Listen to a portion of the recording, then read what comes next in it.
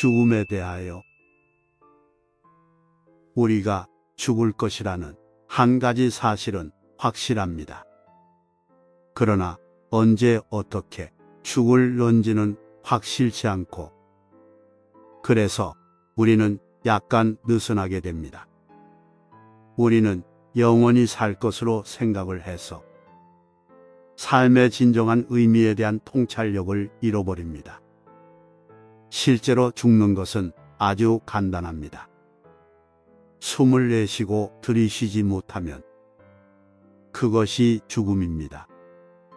죽음의 임박성을 의식하면서 살기 시작할 때 당신은 이렇게 말하게 됩니다. 만일 내가 내일 죽을 것이라면, 그렇다면 내게 제일 중요한 것이 무엇인가? 불행히도 오늘날 많은 사람들은 늦게 실제로 그들이 죽어가고 있을 때에만 죽음에 대하여 생각합니다. 나에게 아주 특이하게 보이는 것은 그들에게는 갑자기 삶이 더 분명해진다는 것입니다. 그들은 다른 관점에서 삶을 이해하기 시작합니다. 그때에는 불행히도 후회할 일이 많습니다. 그런 종류의 통찰력을 가지고 살 수가 없었기 때문이지요. 그래서 우리가 배워야 하는 것은 죽을 때까지 기다려서 엄청난 후회를 하는 대신에 죽음이 오기 전에 죽음을 들여다봄으로써 우리의 삶을 순화해야 한다는 것입니다.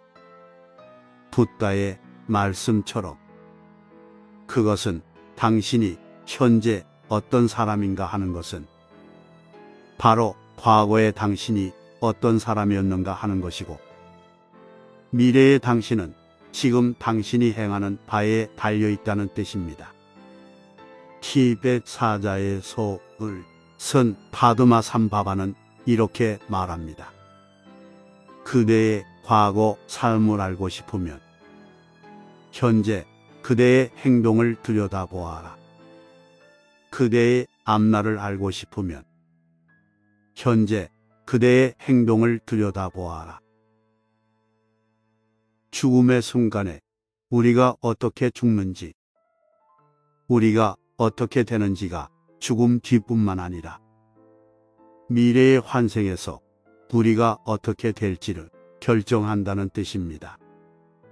그러니까 우리가 어떻게 살아왔는지 하는 것이 우리가 어떻게 죽을지 그 방식 속에 들어 있을 것입니다.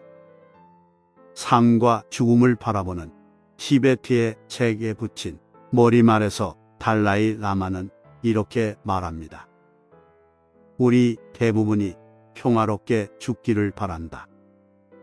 그러나 우리 삶이 폭력에 차 있고 우리 마음이 대체로 분노와 집착과 두려움과 같은 감정으로 움직이고 있다면 우리가 평화롭게 죽기를 바랄 수 없다는 것이 분명하다.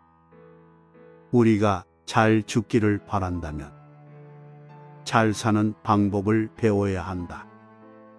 평화로운 죽음을 바라면서 우리는 마음과 삶의 방식 속에서 평화를 가꾸어 나가야 한다.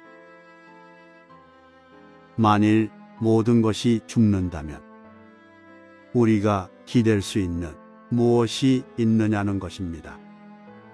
만물이 덧없다고 하지만 그것은 정말로 별 희망을 주지는 않습니다. 그러나 가르침에 따르면 보통의 마음의 구름의 수준은 늘 바뀌고 계속해서 죽어가지만 마음의 구름 수준을 넘어가면 태어남과 죽음을 넘어선 하늘 같은 마음의 본성이 있습니다. 하늘에는 영토도 경계도 없기 때문에 우리가 경계를 만나는 것은 오직 이곳 땅 위에서뿐입니다.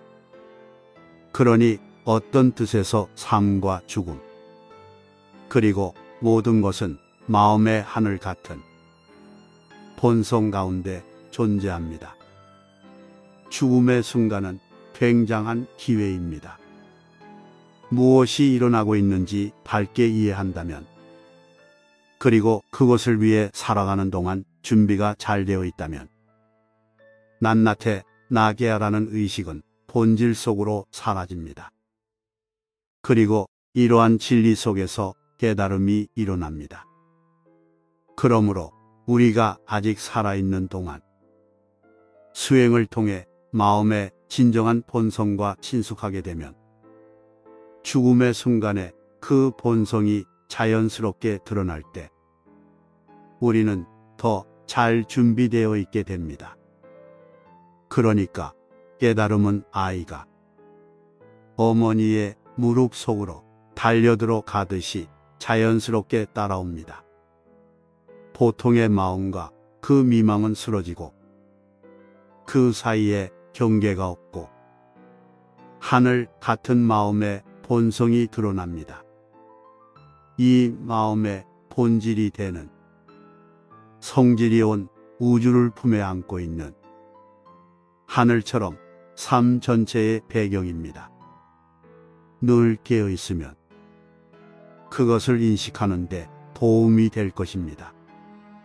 우리가 죽을 때 우리 존재의 두 가지 국면이 또한 드러납니다. 하나는 우리의 감추어진 본성이고 다른 하나는 우리가 우리 삶에서 어떻게 존재해 왔는가라고 하는 우리의 상대 조건입니다. 바로 이주의 결과가 죽은 뒤에 다시 깨어난 우리를 환생으로 이끌어갑니다. 그러므로 여기에 뚜렷한 선택이 가능합니다. 만일 우리가 우리 본성을 인식하도록 살아왔다면 우리는 죽음을 맞으면서 그 본성을 의식을 지니고 선택할 수 있는 것입니다. 소걀 림포체 시청해 주셔서 감사합니다.